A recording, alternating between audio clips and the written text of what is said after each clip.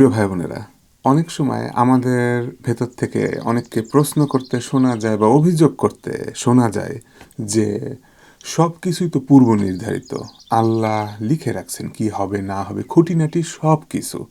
তারা আমার দোষটা কোথায়, বা আমি কিভাবে হেরফের করব, রদবদল করব। এই এক ধরনের যুক্তিসঙ্গত শোনাতে চায় প্রশ্নগুলা, কিন্তু আমরা যদি আসলে একটু বুঝে নিতে চেষ্টা করি যে এই পূর্ব নির্ধারিত বিষয়টা বলতে কি বোঝায়, তাহলে কিন্তু এই এই দোনোমনো এই ঝামেলাটা আমাদের ভেতরে থাকবে না ইনশাল্লাহ।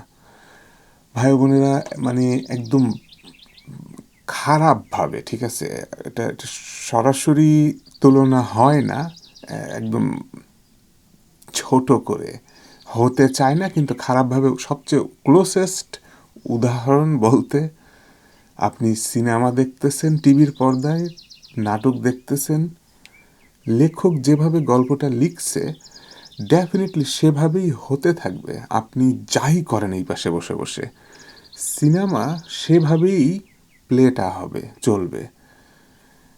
এই আমাদের দুনিয়াও, আমাদের এই জীবনটা এক্স্যাক্টলি ওই রকম। আল্লাহ যেভাবে লিখে রাখছেন ওইভাবেই সব কিছু চলবে। আপনি যাই করেন না কেন, সাথে থাকেন, একেবারে যা তো যেমনি করি না কেন, এক্স্যাক্টলি ওইভাবেই চলবে।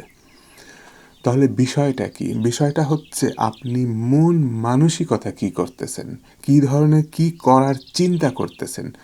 এমন না হয়ে অমন হয়ে ভালো হতো, আমি অমন করব, চিন্তা ভাবনা।